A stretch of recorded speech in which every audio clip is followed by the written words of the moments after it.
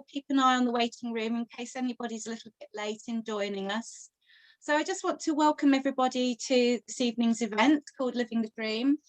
We're really delighted to have a number of really fun and interesting presenters this evening. We've had some fun and interesting chats just as we're sort of warming up, so that's really lovely. We've got international joiners. We've got Harry from Canada and but technically, okay. And Josip from Croatia, so that's just wonderful, and Bill's just joining us, so lovely. So this evening our presenters are actually going to lead the event. We're going to be quite informal, quite chatty. Please feel free to ask any questions along the way. You can do that by putting your hand up if you know how to do that, using the reaction buttons at the bottom. And we'll try to make sure you can ask your question. You can come on camera if you want to, when you want to ask a question, or ask a question in the chat. James and I will try to watch both things, so we make sure that everybody gets a chance to be included. And our presenters tonight are Joe, Josip, Nikki, Harry, Mark, John and Bill. So welcome everybody, and I'll let you carry on. So thank you. Look forward to it. Okay. Hi, everybody. The more relaxed feeling, the better. Ask questions whenever you feel like it. And we're going to share something quite interesting. The group, which is everybody but Bill. Bill is a complimentary addition to this talk because he's personally helped a few people on here. But he represents a powerful psychiatric perspective to the three principles, which we're going to be talking about. And we're glad to have you here, Bill. Thank you, Harry. Thank you. Yeah. Pleasure to be here. Yeah. The rest of the group, just to give you, it's called Transformations of Mental Health. We've changed our name a couple of times and we've settled with that. And it's a closed group. So it's not an open group to the public, and what we tried to arrive at with the group was something special. When in my recent book, since I got to get a promo in there, I just published this book, and in it says addiction, which the book is Evolution of Addiction Recovery Reopen. It says addiction. There's a way to total freedom. That's what this group is about. Mental health. There's a way to total freedom. We're here to point towards something that's so simple yet so profound that it changes people's transformation. And what I came to realize as a professional and so on was that people would not listen to me in mental health. A, I've never taken a psychology course, and B, I've never had mental illness, etc., theoretically, although some people would argue that. But what we have here is what we're teaching you. Bill has 16 years of university, is a PhD doctor, etc., and I have never taken a course, yet we both have clients all over the world. And that's for something for you to understand, is this is just about average people. This is not for the educated crowd. This is for everybody. You could even say it's truth, and it opens up the truth inside of yourself, type of thing. Now the group is a closed group, and it started kind of interestingly with John, and John and I met, and every time we met, we had a incredibly spiritual experience. John was theoretically a loser of losers, but every time we got together, all we did was soar with the eagles, soar with the feelings of wisdom, and we just loved our time together. So we started to meet once a week, and John had an inside experience where he saw, I won't do the face, John. I decided I would forgo the face this time. And he had an experience where he saw his own beauty. That was the problem. And then another guy came. He had been in a psychiatric hospital, and he had asked me to help him. He paid me for 10 sessions. After 2, he was already fine. And he joined the group. And then Joe joined the group. Each one were joined by myself asking them to join it. So they have to pass a test. And the test is they have to have some kind of transformation experience, and they have to be spiritual. If they can't soar, it's not my crowd. There's a lot of people for the other type of people, but that's not what I'm looking for. And so each person, so when Joe came, he added a vitality. The other 2 were kind of cozy and comfy. And Joe came in with 50,000 questions and a bunch of energy to get things. And before we knew it, we were talking at the Phoenix group, and we started to get ideas that maybe we'll take it out. Then I met Nikki in a heartfelt presence group, volunteer where we coach, and she was on the next time. And she came in, wow, dynamite. And I just loved her energy. So I invited her to talk. It turned out she had a story too. Her life wasn't that sweet before she had her transformation. And so we came, and she found more of her confidence, her voice, her inner voice, her strength, her gift to humanity.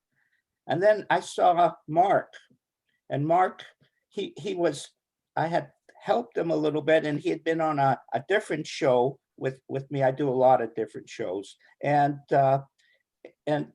he had changed. He had a transformation. Before, he was talking intellectually because he has a PhD in physics, and he sounded like that.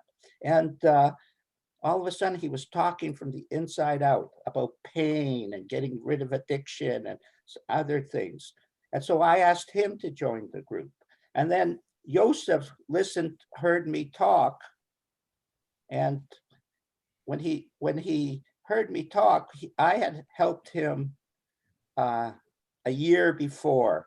And he wanted to join the group. I thought, oh, no, Joseph, this is no good. But we met. See, he was somewhere a year ago, and then he had this transformation. I heard all this wisdom coming from him. So he was in. And then the group, the feeling of the group started to grow and grow. And we started doing podcasts, etc., like this, and webinars and sharing type of thing. It was a beautiful feeling that we just loved. We get together once a week for an hour and a half every Wednesday, and we have beautiful, beautiful time. I'm the lead coach, but we all coach each other. We all help each other. It's not me telling people what to do. That's not the essence. And what are the transformations, the experience of? They're all come from what we call the 3 principles of mind, universal thought, universal consciousness, as uncovered by Sydney Banks, a grade 9 educated Scotsman who in 1973 had an enlightenment experience where he saw the trinity of psychology, the essence of psychology, the same psychology that they taught in the ancient times where the mystics would be talking about. And he released that to the world, and he thought, well, I'll just tell people like Bill about this, and it will go around the world in about 30 seconds. But it didn't work out like that. It turned out that there was more to be experienced. And people like Bill started to take it out, learn the teachings of that, and the world slowly but surely evolved to where the 3 principles is probably, it's all over the world. It's growing, but it still is not mainstream in its essence. So these 3 principles are what we're here to share with you with the transformation stories. Now, what I want to emphasize with this group is Bill and I have talked a lot, and Bill and I have heard each other a lot. Each their own thing. We're here, we want to share the essence of the group, the wisdom of the people who have had transformational experiences. And if we can share that with you, it will give you hope, it will give you vision, it will give you life. It will make a difference in your world. And you might see that it isn't a disease, that it's actually a healing that's available for you. So we're going to start with the 3 principles. And within that, before we start, Joe, could you just talk for a second what the group means to you? Yeah, I mean, the group's given me a chance of connection with people who have had similar experiences and similar transformations to myself. And it's given me a chance to open my heart and see that there are people out there who I can connect with. And it's given me a purpose in life and a chance to see that actually beyond the things I've been told and beyond the things I've seen, there is actually a purity within myself and a purity within others. And I've just seen the gratefulness of actually being with these beautiful people who have so much to share and so much love to give, and that they can change other people who are suffering. And it's just helped me grow so much as a person. And I'm just so grateful that I've had this chance to grow from what I've been to what I can be, and a chance to actually release this potential that I have in ourselves and that everybody has within us. And the power of the group has just given me so much. So yeah, I say thank you to everyone, and thank you to Harry as well. Well, thank you to you, Joe. Really, it's the truth. So we're going to now exhibit the wisdom of the group. While I've asked them to mix a little of their story as well into it. So we have 3 universal principles. We're not talking about personal mind, personal consciousness, and personal thought. We're talking about universal mind, universal consciousness, universal thought, where you are connected, plugged in to the universal energy of life. And within that, we're going to start with mind. And so each of our esteemed guests are going to talk about different aspects of the principles. So Joe is going to continue. He's going to talk about universal mind. Go ahead, Joe. Yeah, for me, it's this intelligence of everything that's always guiding us, and it's guiding us towards health. And I can kind of look back in my life as well and see that actually there is this connection, and it's kind of through feeling how it speaks. And yes, I get stuck up in my kind of conceptual mind, my kind of thoughts, my kind of judgments, and it will then actually let me know and give me that nudge. And it's always doing that, and it's doing it through feelings. And as I become more and more aware of these feelings, I can kind of realize what's happening, and I bring myself back, and then I kind of come back to this peacefulness where it's always speaking. And I mean, kind of even like I started to get stuck in my judgments, and I was kind of thinking that, oh, I've ruined my life, and because of what's happened to me, it's not fair.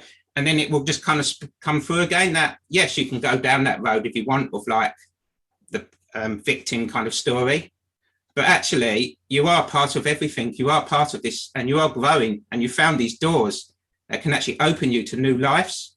And actually, when you look into that and you feel the connection, you're back where you are, and that you're never broken, you're never damaged. You've just kind of come away from it a little bit, put your fingers in your ears, kind of a bit of a la, la, la. But then again, you take your fingers out and it comes. And I mean, even as a child, I was kind of diagnosed with chronic fatigue. And I mean, I kind of have suffered a lot of anxiety. And even that is part of the kind of intelligence that's bringing me back. And then it's kind of when I get too much into it, it'll kind of shut me down temporarily. And I mean, even when I've kind of been at my worst, it's been like, all right, it might last a few weeks, but it brings me back again. And I can see that even like you look at our own, I mean, you can look and see mind everywhere in nature, how it's always guiding, but you can even look in yourself. And I kind of was thinking that actually our bodies are like our own little societies of like trillions of organisms that are all working in tandem with each other, and they're all being guided this whole time. And then again, okay, we get out this harmony with us. And again, mind speaks to us and it gives us the feelings. It gives me the feelings that I can recognize. I can come back again. And then once I get back into that space, I'm back into the happiness, I'm back into the purity, I'm back into the healing. And then it's kind of even like, if you break a bone of that, you kind of leave it and the intelligence will heal you again. But if you keep picking at it, you keep trying to make it happen, then it'll kind of block it, but it still brings you back. And so like I was diagnosed and I was kind of given medication and I was told all this, I could never get better. And then, but once I discovered the principles and the guiding force, and I know that when I get out of that way of my conceptions and that, it kind of brings me back again. And even the guiding to like meeting Harry and the guiding to finding the principles of just randomly picking up a book that I tried to read before, it's all part of that intelligence, that guide. And then when I know I feel that feeling and in connection with that feeling, it's taking me back on the pathway. And then once I become more and more sensitive to that, I just get more and more in connection with mind and more in connection of where I go. And then realize that actually, yes, I'm just making up stories. And sometimes I do that. And sometimes I get caught in these stories and that. But then mind is still there speaking to me, calling me back through feeling and through just the knowledge of pulling me back through that feeling. Once I become aware of that or aware of the behavior, and maybe myself, I can pull myself out of it. Or when I was at my worst, it might have to be I let some other people know what kind of the initial behaviors are and they can talk to me and then I'll come back. And so it's always just, yes, there's this intelligence always here and everyone recognized. I mean, Einstein recognized it and some people name it God. And I know some people don't like that name, but it's kind of the God, the energy of everything with the intelligence. And it's the thing that flows through us the whole time. And then when we get into our conceptual minds, we shut the door, but it's always battering at the door again. And then it'll open up again. And it's noticing. And then they're grateful for every time I sit in it. And the more I'm grateful for sitting in it, the more I gain it and the more I come to it and the more I let it happen. Beautiful.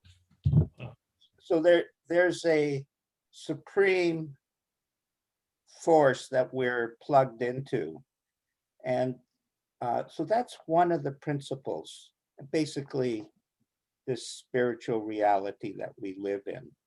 Now, Nikki is going to talk about consciousness, universal consciousness. And notice the unique individual flavor of each of the presenters. They're all different. They're all having their own voice. That was what one of the main objectives or contributions that I had to the group was each one of the group had an image of themselves that was defeating them.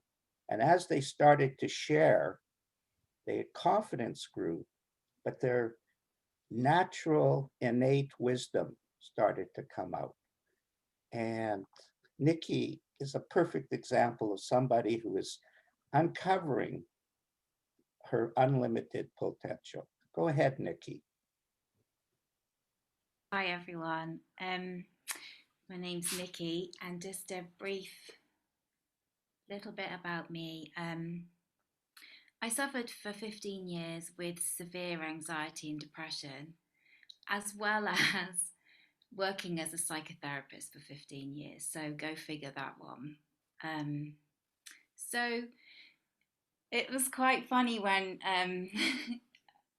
consciousness was kind of like the one I was going to talk about, because actually of all the principles, this was the one that I struggled with the most. And I struggled with it because it was the one that I tried to understand in my intellect. And so while I'm speaking about consciousness today, I would just urge you to not try to understand this in your intellect. It's a spiritual understanding, and just try to hear my words and listen for the feeling. And maybe it might make sense quicker to you than it did to me. So at our essence, we're pure consciousness. And it's into that which mind and thought appear. So those are the two principles. Consciousness points to our ability to bring our thinking to life so that we experience life. It's the constant, ever-changing movie. That's kind of how I've made sense of it is just, and how it helped me to understand consciousness is just how I'm sharing today, because maybe that might help you. So it's the movie to our life. Sometimes that movie's funny, sometimes it's sad, sometimes it's miserable, sometimes it scares the hell out of us, but it's always just a movie. And there are levels to our consciousness. So I like to think of it like the tallest building in the world.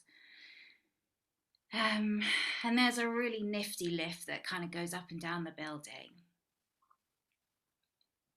And sometimes we find ourselves in the basement and we have basement type movie playing, basement type experience. You know, when you're in the basement, it's dank and it's dark and there aren't any windows and there's no light and we have no perspective. We can't see very far. There's very little clarity of thinking. And quite frankly, you know, no one really wants to spend much time down there. Like, it's not a nice place to be.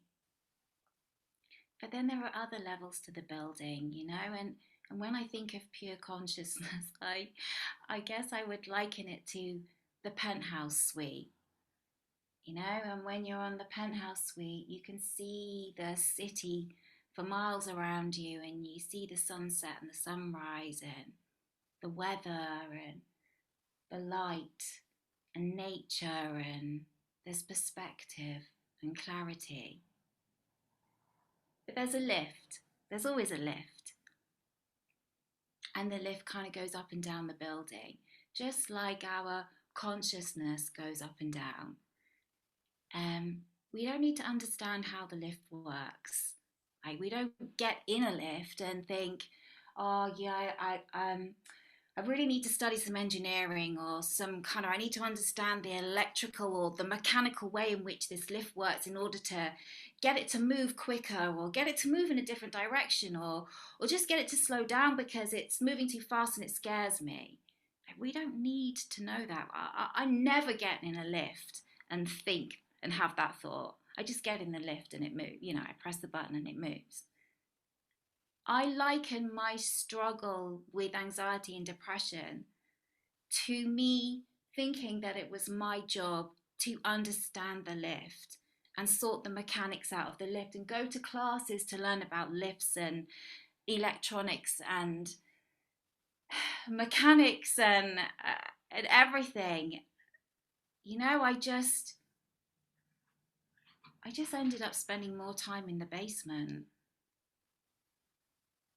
And this understanding showed me that, like, knowing how the lift works was never my job.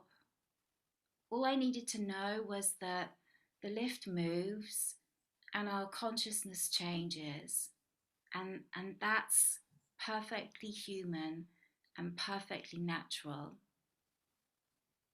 And a little insight that I had around consciousness, which I think really relates to my experience with mental health and what this understanding has given me.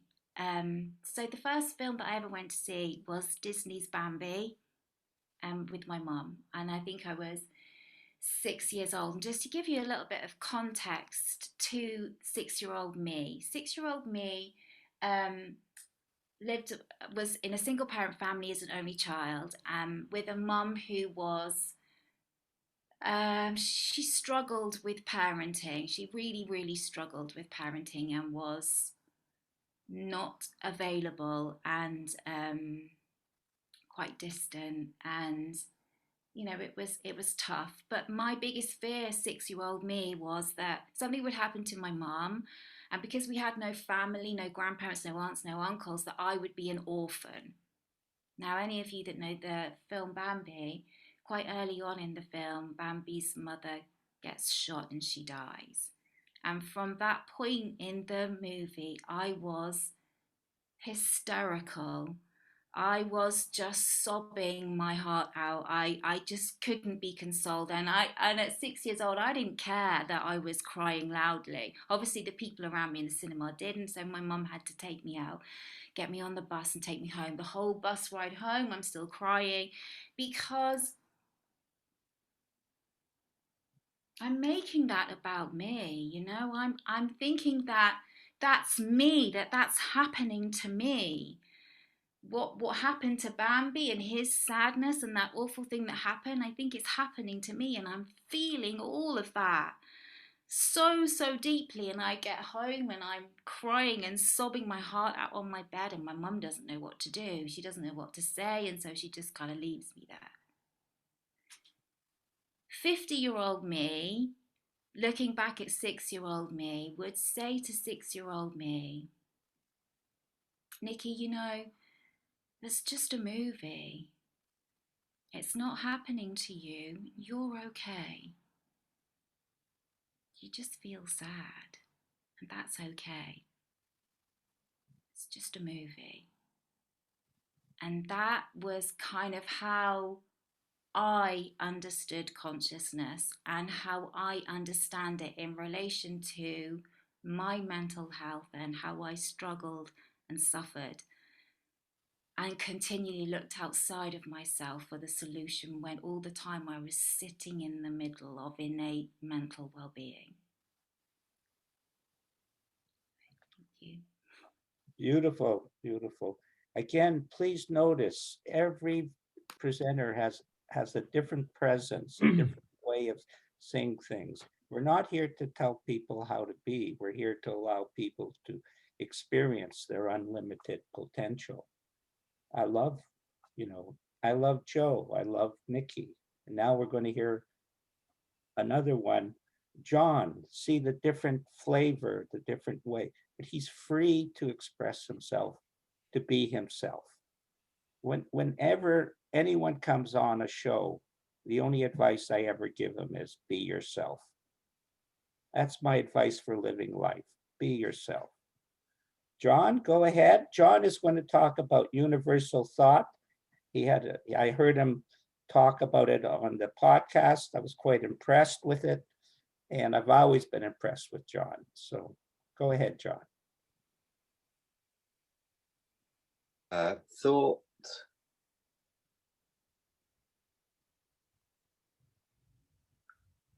is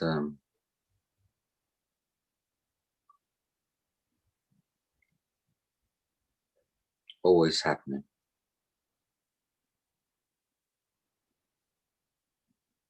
We are born, as Nikki says, as pure consciousness. That's who we are. But from an early age, we begin to listen to this little head up here and to all the thoughts that are appearing in this head. And we start to form opinions about what we're hearing, what we're seeing, and what's happening to us in life.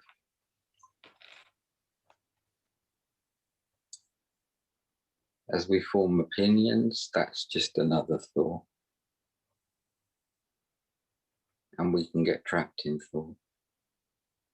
And from an early age, I became trapped in thought. And I thought thought was my life. I thought the meaning of life was thought. Not mind or consciousness, but just thought. So I became trapped in thought at a very early age, with no one to talk to, no one to speak to, no one to give me advice. I fell into my own shell. I became trapped in the world of thought.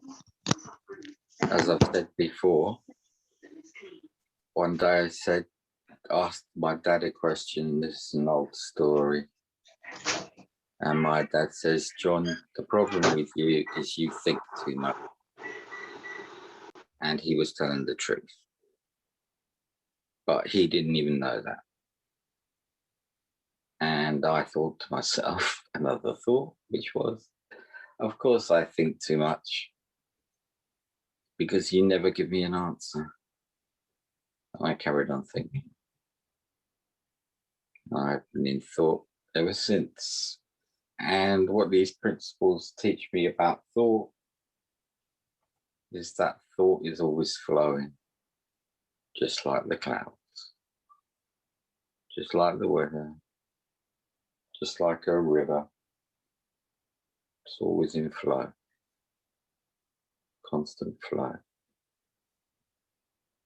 And once you understand thought, and once you realize that you are the thinker of your thoughts, you realize I don't have to believe them. You don't have to take them so seriously. And so recently, more recently, I began to learn to observe my thoughts.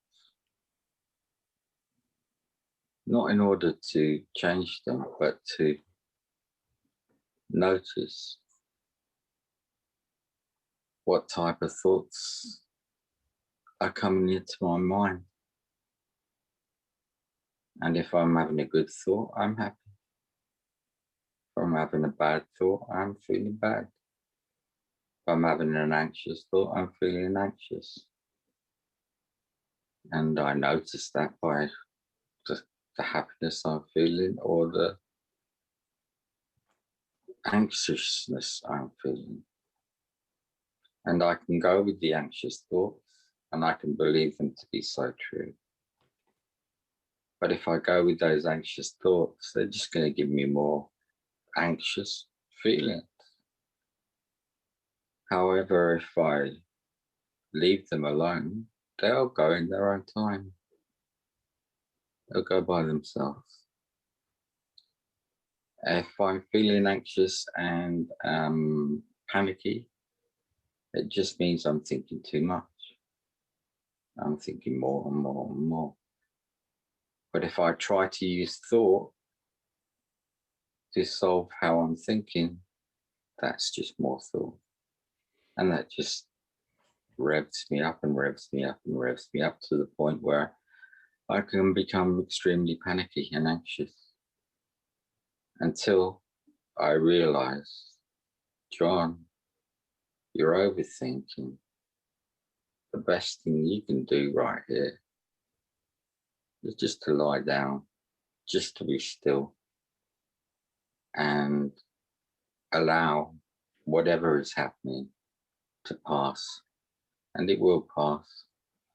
You're having a panic attack, it's not easy, but it will become easier if you allow that experience to just do its work, to just flow through you, to just chill out, to just calm down and let it pass, and it will pass. And that's the nature of thought.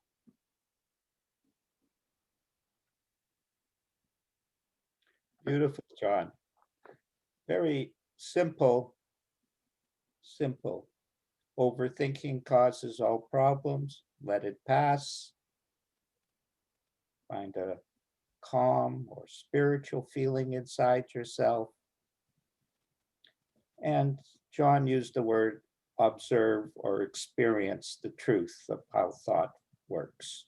He's explaining to you from his understanding how thought works. It's a tool, very useful, very neat.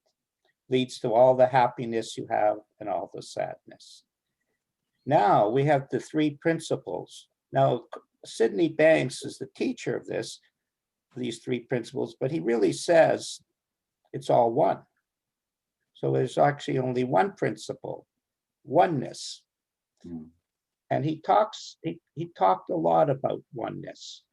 And so we have our next presenter, a PhD in physics, seems appropriate as physics is in the quantum world of entanglement and expression. And so I've asked Mark, who has his own unique flavor of how he presents truth. He has his own unique problems, of which he went to Bill with, and Bill helped him with one addiction, then he solved another addiction, and pain, lots of pain and lots of psychological stuff. And so Mark, the floor is. Hello, my name is Mark. I'm going to ask you to try not to think about the words I'm going to say now, but really feel them, because the impact of the 3 principles on my life has been seismic. It's been enormous. I'm a 58-year-old man, and I lived my life up to that age in a constant state of anxiety, experiencing anxiety attacks, which I took medication for and became addicted to. I also became addicted to pain medication. And it was through the 3 principles that I had an awakening, and my life suddenly, for the first time, I found tranquility. And that's why I keep coming back to this group.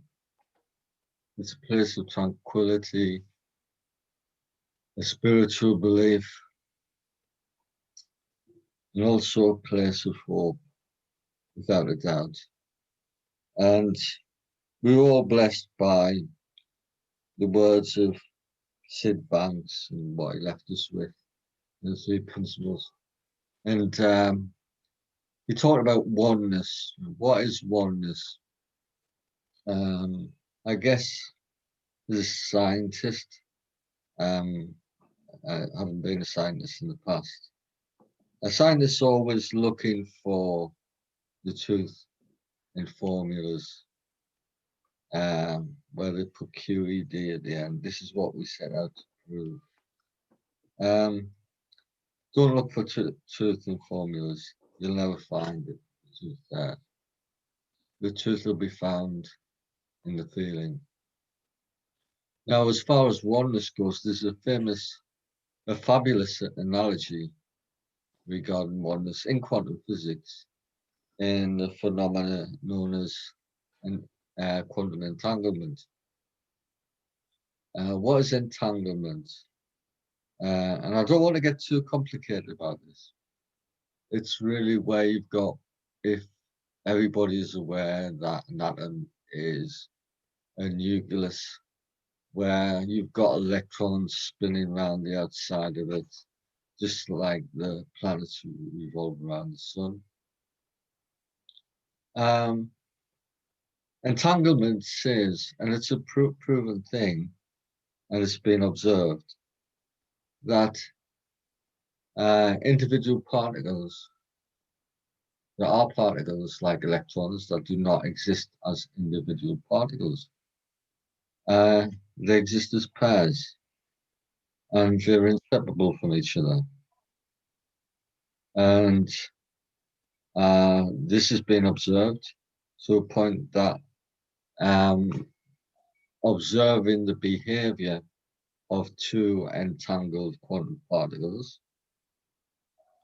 defies the known laws of physics, in that if you've got let's say, imagine the 2 particles are 2 P's, which are millions of miles apart. 1 P is spinning in a clockwise direction, another P in a counterclockwise direction. If you were to change the spin of 1 P to the reverse direction, the effect on the other P would to be change the spin on that in the opposite direction. So there's some form of communication from 1 P to the other P. The distance between them means that that communication to carry out that change must have gone faster than the speed of light, which current physics says you can't go faster than the speed of light. But in fact, that information has passed faster than the speed of light. The reason it is done so is because of oneness, because those particles, although they may seem to exist millions of miles apart, are actually in a different dimension in the same place. So the position is the same, and scientists today do recognize, all major scientists recognize that there are not just the four dimensions, including time, but there's got to be a fifth dimension, which ultimately that fifth dimension is God. The realization that all things are one single divine thought, broke up into pieces by our conscious states and the illusions of mankind. We've forgotten to wake up to see what is rather than what isn't, because what we see really isn't real, and that is the thing that in the three principles we talk about as the great illusion, that what we see as being true, reality, is really an illusion, and what is real can only be found by looking within and seeing how beautiful and spiritual you really are. Thought is manifested in the form, and life is an illusion. So seeing the oneness of all things, the oneness of all things is the isness, as we would say as well. If you can see everything is because it is, and nothing in the world can change it, then only the way you can change the universe is by changing yourself. And you've got to put aside the ego and just think of yourself as, and psychologists will talk about this, a baby when it's born believes it is the universe. It only can conceive itself as the universe. And that is a similar concept, that you are everything. I'm afraid atheists will be in for a big shock when they die, when they realize that that afterlife would come into the oneness, which is a place of great tranquility, with no concepts of time, space. You can be it. It's infinite. It's the alpha and it's the omega, and it's really going to be. But in this life now, this life that we lead now, yeah, you do have to understand that what you see is an illusion, and that really what is within you is the thing that is really real. Look within yourself. One thing I touched on earlier was hope, and there was quite an interesting experiment done in the 50s on hope, and it was quite cruel actually, but just to give a sense of the infinite capability or your infinite potential that you actually have as a human soul, as a spirit, is to think of this experiment, which was carried out by some Harvard doctors on rats, where they put rats into jam jars full of water, and they let them float on the water, treading water against the glass for about 15 minutes until they finally gave up with their exhaustion and started to sink. At this point, the doctors would pick the rats out, would dry them off, they would give them a rest, and then put them in for a second go in the water.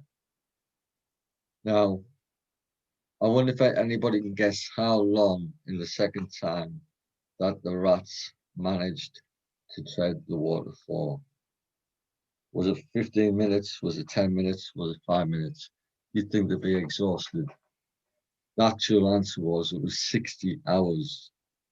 60 hours because the conclusion was drawn that the rats believed that they would be eventually rescued. And with that hope, they could push their bodies way past what they had previously thought impossible. And it is through the three principles that you can come to an understanding that you can push yourself to points of tranquility and peace with yourself and other people beyond a place where you ever dreamed would be possible. And I know that because I've experienced it. Beautiful, Mark. Woo. Dr. Mark Slee. That was beautiful. One of the feelings I got from your talk, Mark, was we're all connected by love. We're all connected by beauty. And what sometimes happens with people is they forget that they're included in that beauty from the inside. If everyone here has that infinite, unlimited potential to feel love and beauty. And when you go the other way, you have to live not feeling love and beauty, which, oh, what happened? Which turns out to be not true. Beautiful, Mark. Wow, that was impressive. I'll have to get my physics books out to listen to you this time. Now the answers don't lie in physics books. What'd you say, Mark? The answers are not in physics books. Right. So now we're going to talk about another aspect. Joseph, who is from Croatia, is going to talk about silence. Interesting. Try and connect silence and what Mark is talking about, silence and what John is talking about, etc., etc. Go ahead, Joseph. I will speak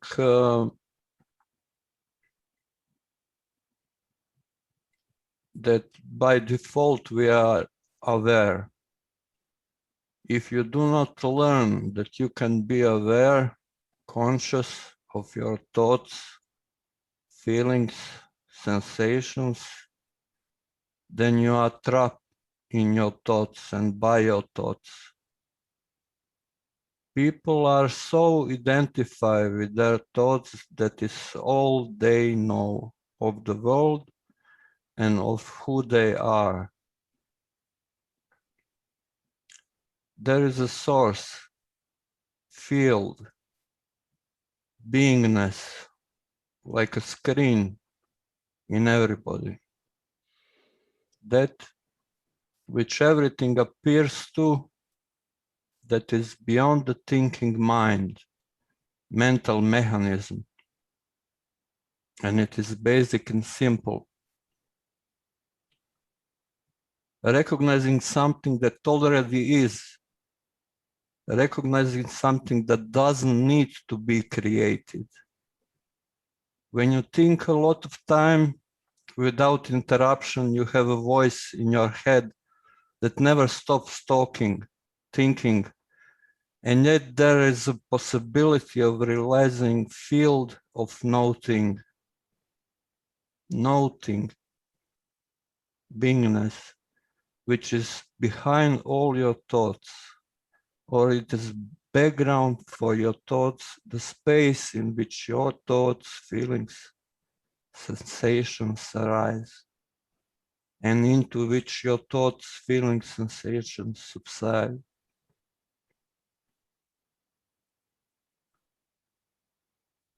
Beingness that is in every one of us is not to achieve it, but to reveal it.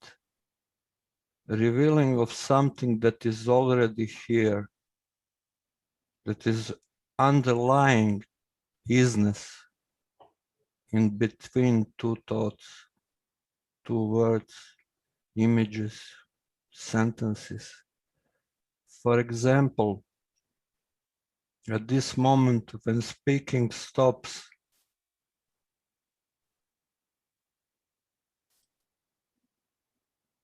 silence is present and speaking starts again. So before there was an empty space and you were just aware. In that period, if you are alert, you are not thinking. In these pauses, you notice that you are conscious, but you know there's no mental activity. And again now,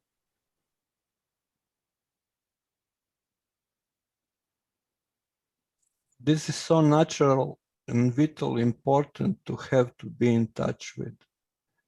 That which is you, it is the emptiness and the kingdom of heaven of Christ that is within you. Peace that passes all understanding. Here now, drop for brief 2-3 seconds.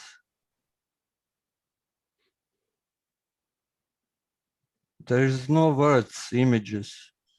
You are just there, a perception, or for the first 2 or 3 seconds, the mental mechanism is not saying anything about it, because it is only the perception of it. Then, after comes the interpretation. Now, if you completely trapped in the mental activity, these moments are so short. When you are just perceiving, you are hardly aware of it and immediately labeling it. Or you are not even aware of it, or just peripherally aware of it, because all your attention is absorbed by the voice in the head, by the mental mechanism activity.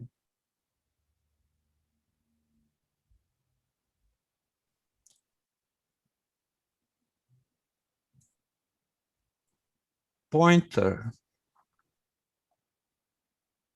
You see various scenes passing on a cinema screen. Fire seems to burn buildings to ashes. Water seems to wreck ships. But the screen on which the pictures are projected remains unburned and dry. Why? Because the pictures are unreal and the screen is real.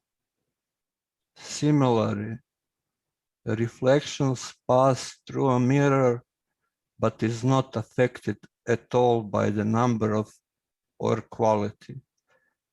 In the same way, the world is a phenomenon upon the substratum of the single reality, which is not affected by it in any way. Reality is only one. There is no thing, and you are this awareness of awareness who give rise the same way this screen give rise to images and sound. Self is like a cinema screen, and the world like the pictures on it. You can see the picture only so long as there is a screen. But when the observer himself becomes the screen, only the self remains. Reality must always be real. It has no names or forms, but is what underlies them. It underlies all limitation, being itself limitless. It is not bound in any way. It underlies unrealities, being itself real. It is that which is. It is as it is. It transcends speech and is beyond description such as being or not being. You are already that what you are seeking, searching for.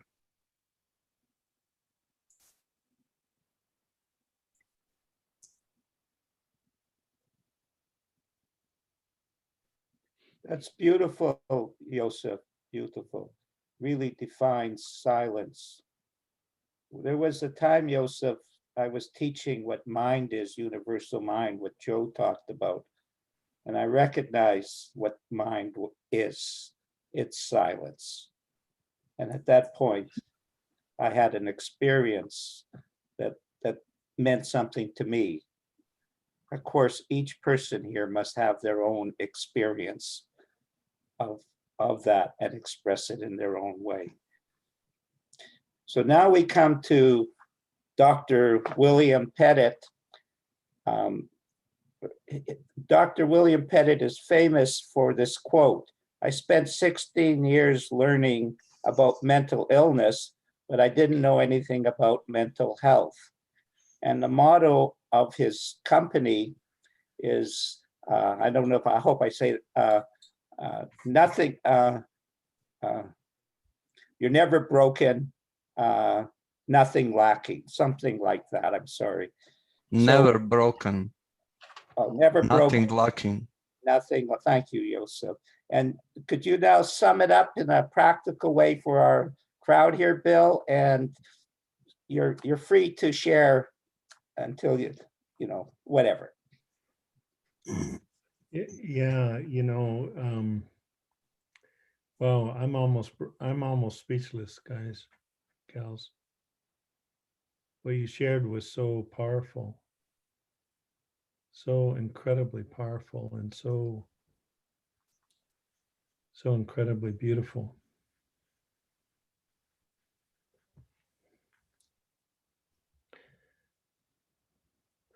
You know, actually, I had 26, not 16 years. I had 26 and a half years of formal education.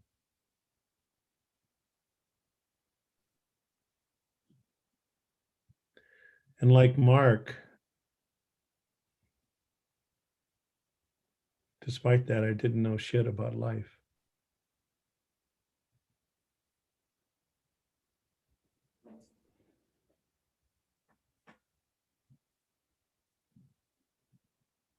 Sid talked about how the hope was that children grow up with this understanding. And without going into detail, most of you know there's a program in the UK called iHeart. There's a program in the United States called The Spark Inside. And it's a program out of Canada by people that knew Sid called My Guide Inside for grades 1 to 4, 5 to 8, 9 to 12.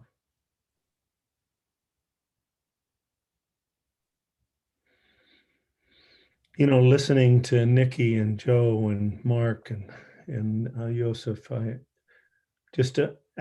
always imagine, you know, this past weekend, and I don't want to get stuck there, but this past week in the United States, past weekend, we had 9 mass shootings. I said to Linda, I said, the people in the UK and Canada where they have some gun sense, you know, even if you don't have mental health, you know, that they must just look at us and say that, you know, these people are so stupid. I saw a thing where there's just as many robberies in London as there is in New York, only the mortality is 57 times more in New York than London, because people have guns instead of knives.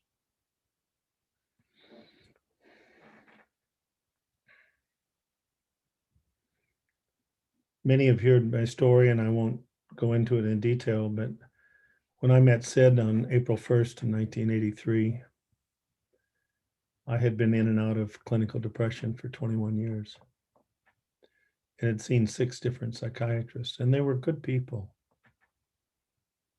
but they really didn't understand what's behind creation and what's behind human experience. And most of us, I have worked with, even I've met with people who are Hindus, who are Muslims, who are Orthodox Jewish, who are Christians, who are Catholics, who are Protestants, who are whatever.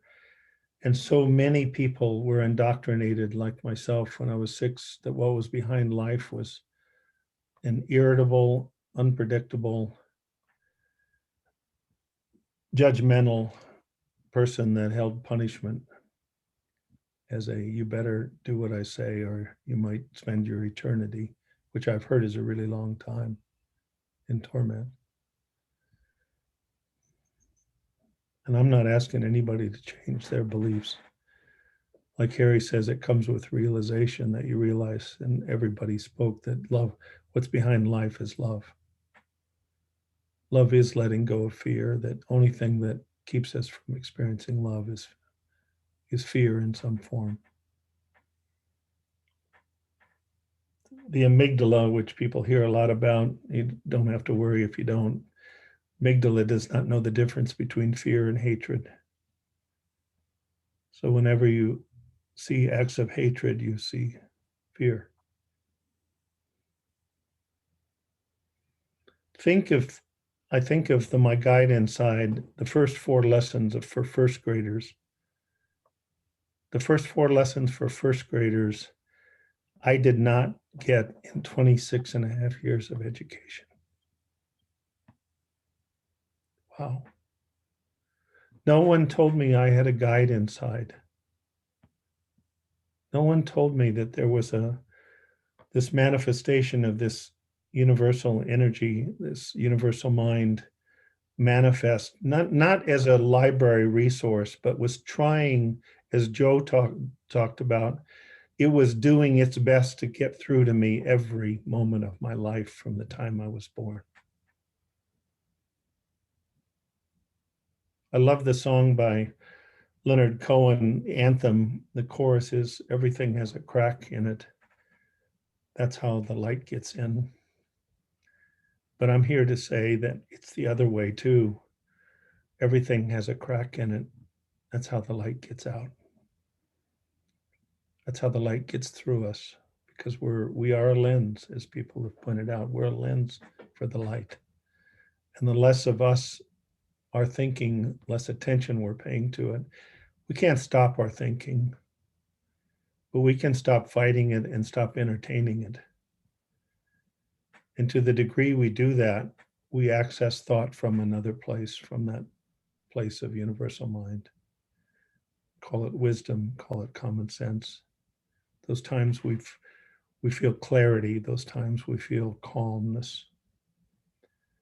No one told me I had a guide inside. No one told me that my thoughts create all my feelings. All my feelings. No one told me that. Then my feelings were an indicator of whether or not to keep paying attention to my thinking,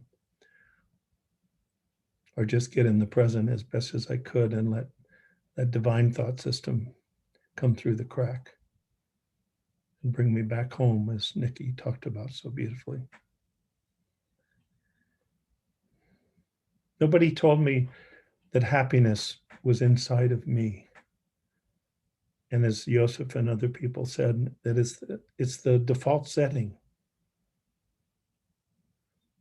To me, the penthouse, living in it's not a should, there's no shoulds, but it's the way we're made. The cork, if Harry and I is strong, and we're both really, really strong physically.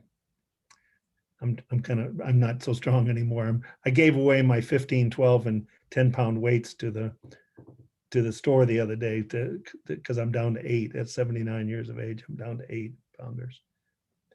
But even when we were in our youth, if we had a huge cork on the surface, not a medium-sized cork, it would take continuous, substantial effort to keep the cork underwater. Would it not? Because as soon as we let up on the cork would not need any guidance system or anybody to push a button to get it back to the penthouse, if you will. Its home is on the surface. And it's not about judging ourselves if we find ourselves under the water, but it's about knowing that all we have to do is get in the present as best as we can. Nobody told me that. Nobody told me that I could choose between being, when I notice my thinking is fast and furious, that I can choose to let it, give it attention or not. And as has been pointed out by at least all four of you, if I give it attention, it's not going to slow down. If I don't fight it and I don't feed it, I had one person who was suicidal and had an insight. He said, I realized I don't have to entertain my thinking anymore when it's causing me pain. And that the pain is actually a love letter from Universal Mind to let me know to look in a different direction. And I'll finish with, you know, you can't learn these teachings like people, we use words, but it's not about learning. It's about realizing, as people have said, what we already know. It's kind of the great remembering. We used to call this flathead therapy because so often people go, shit, I knew this. Do that enough times, you get a flathead. So I think I'm going to stop there. And there was one more thing, but my mother used to say when I forgot something, Billy, it was either a fib or not important. And I don't think I was planning on fibbing to you, but if it is important. The last thing that recently, I'll say the one last thing, the difference between the brain and the mind, of course, we've talked about, but that what's behind life, and Joseph, people pointed this out. I love the Latin roots of words. I loved recently that what's behind life is both benevolent and it's beneficent. Benevolent means to wish people well. And beneficent means to do something from that place, to act in people's, from kindness, from compassion. And to the degree that I know that, I go through life unafraid to the degree I know that, because I know that even, I mean, I know it's as a 6-year-old, we don't know this, but maybe if we're learning this, that even if the worst thing we can imagine happens, that we're going to be given from that incredible source, we will be given whatever we need. Whatever we need. There's a wonderful video by Arnold Beiser, who was a psychiatrist at UCLA, but he became quadriplegic with polio 6 months before the polio vaccine was discovered.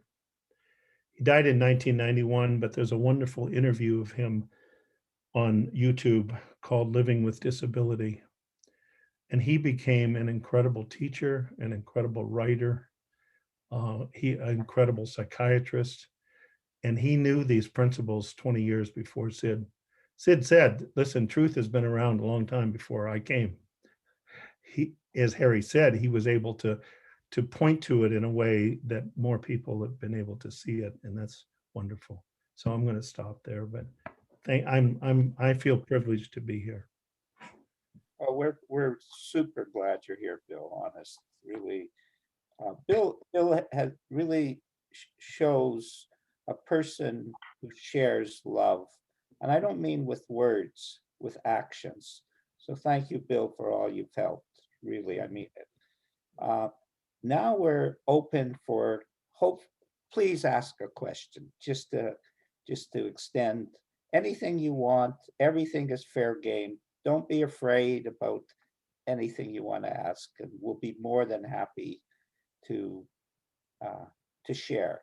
And I'm going to, before you do that, the essence of the 3 principles is this: positive feelings lead to mental health. That's all you have to understand. Okay, questions. Come on, guys, we're ready.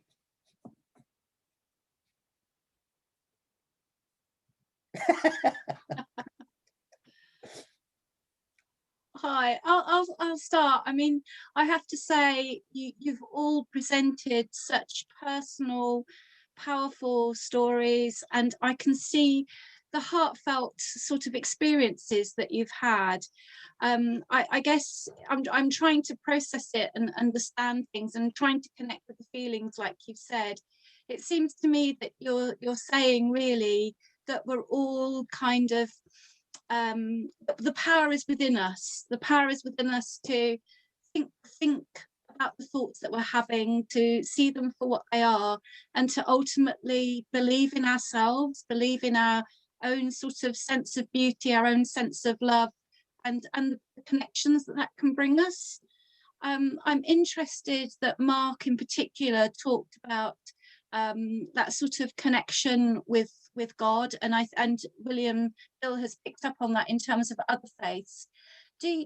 My question is, do you feel that people can have this experience without necessarily having a faith in a higher being, other than, say, could someone, I don't know, sort of have this experience and just believe in a universal connection?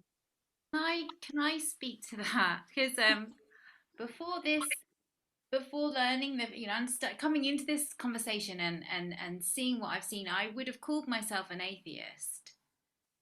Actually, I would have described myself, and in the beginning, I really struggled with the word God, because of that, and now I don't, because it's a spiritual understanding. Because I now see that the image of God that I had was created through my personal thinking, and as is everybody's creation and image of God. It's something that's created through the doctrines and the learning and their thinking, and if we kind of just strip that away, what we're talking about is, Harry, I think you said something like I am God. I am God, in the sense that, like us all being connected, we are all one, and this infinite intelligence and awareness that we imagine God has, actually it's in all of us.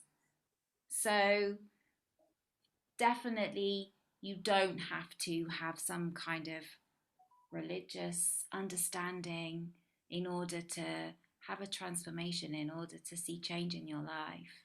When people speak of God, I think we have to try to kind of see it as a word that describes love, and a word that describes every atom and every molecule and every creation and every living thing. That I think that helps to understand it. So it's more in terms of that sort of universal connection that we have with all things, nature, everything all around us. Yeah. And it's just the word God. It's like, my daughter does not believe in God, but she's one of the most God-fearing human beings I have ever experienced. She's kind, she's gentle, she's calm, she's compassionate. She believes in positive feelings. She does not believe in God. I have no problem talking to her about those values. Talk to people in what they will receive, rather than you having a concept in your own mind.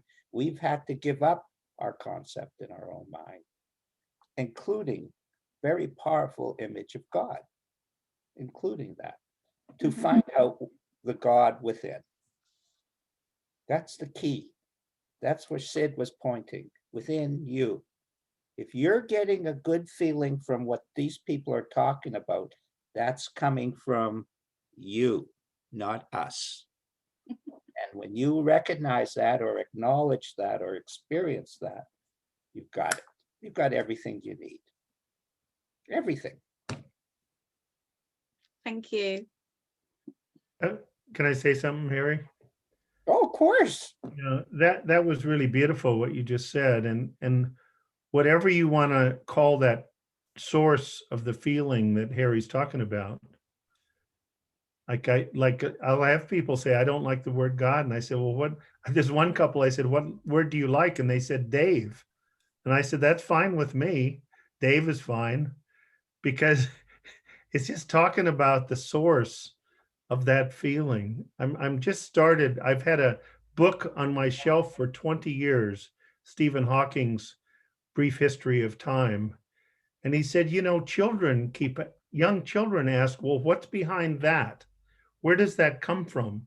What was there before the Big Bang? Not very many adults do. But whatever you want to call that, we're just saying that that's beneficent.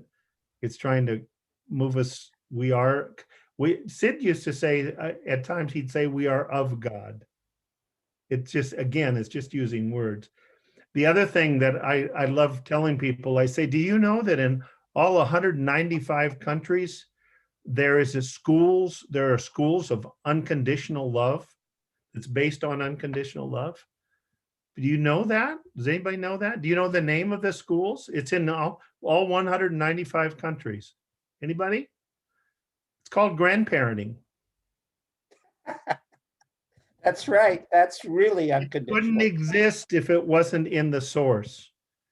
It couldn't exist if it wasn't in the source. That's definitely universal love. Yeah. Unconditional. Unconditional. Sorry.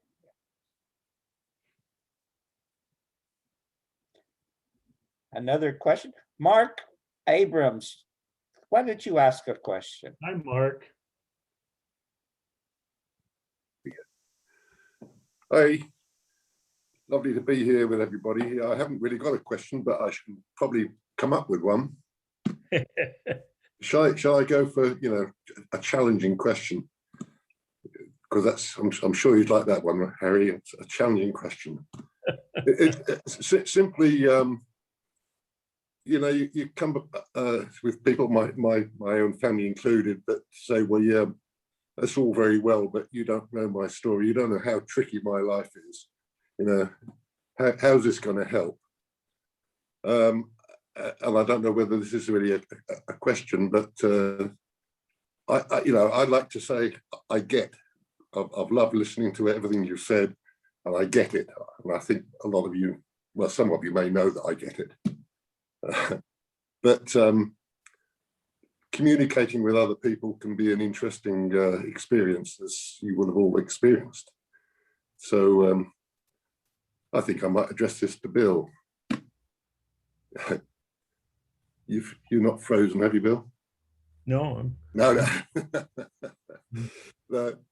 You know, you all have had people. You've told stories of you know, in a hospital scenario where you've been.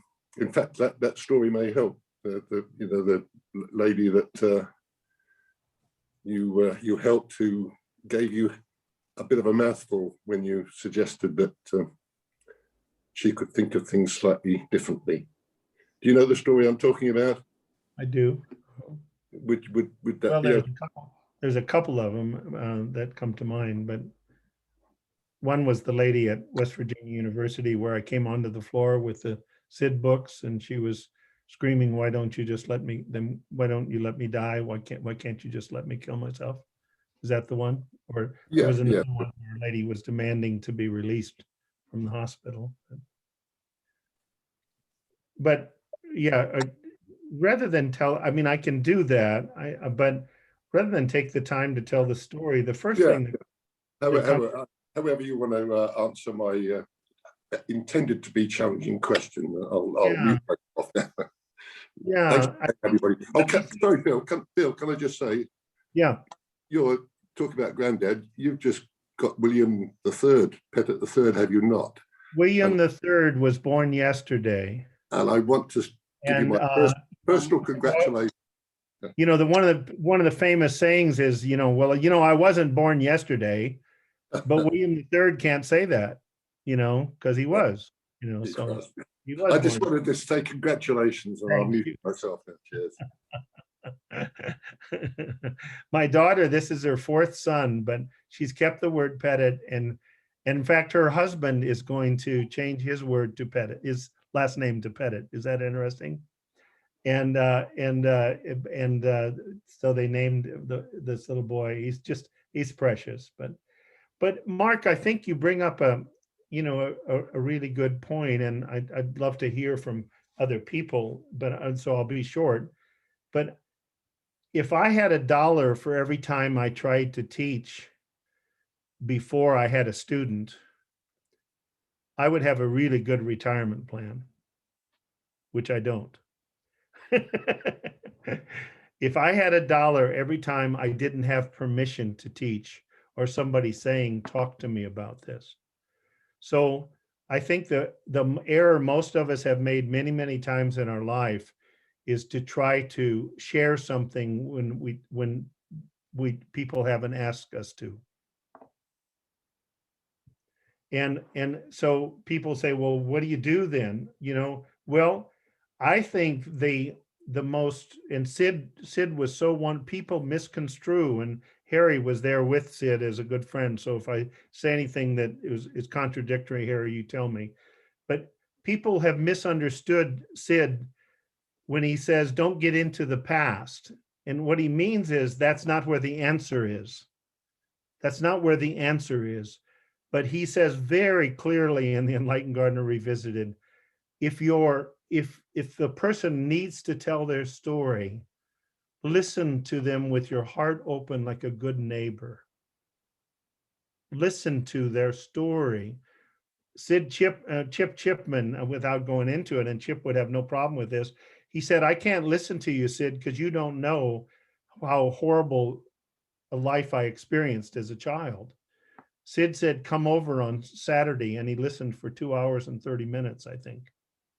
And then Chip was ready to listen to Sid. So I think one of the most beautiful ways we show love frequently is to listen from our heart. Not listen waiting to teach, but to listen from our heart. Because if we listen from our heart, oftentimes, I had this experience more recently in the last 6 weeks than I had in 38 years. I've seen something about listening that I never saw before. And when I listened quietly from the heart, it became obvious to me when the person said, I'm through talking. Can you share something with me? I knew where to turn, as Sid said, I knew where to turn the key. I didn't know it from thinking in my head. It was given to me where to turn the key. And if I didn't, that's okay. I'll just stay with the person. But then when the person has finished, they will let you know that they'd like to hear something. Because Sid said when Joseph was talking about, this was what I'd forgotten, when Joseph was talking about silence, Sid said, everyone is seeking for that silence, whether they know it or not. And if you're just trying to have a happy life, that's what you're trying to do. You're trying to find that silence where you know what's inside of you and what you're made of.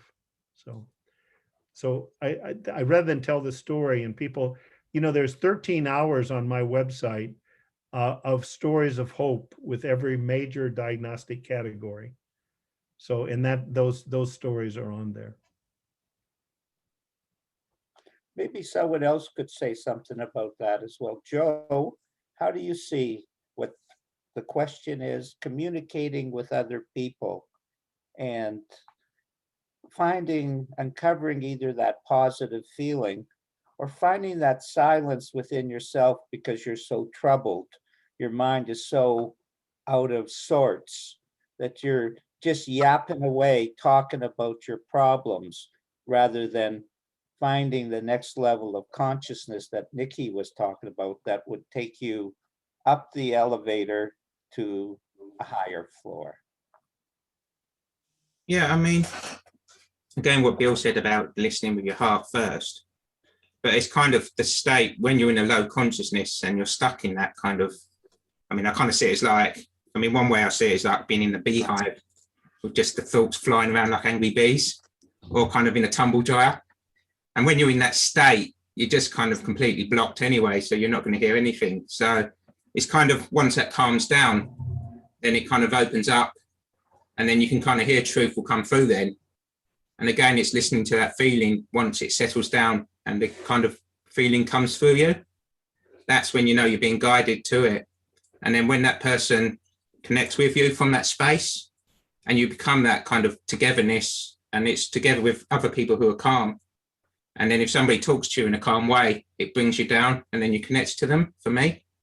And then the person's ready to hear and they're more open. And you know what to ask them. I've worked with more cultures and more different people than anyone in the whole world.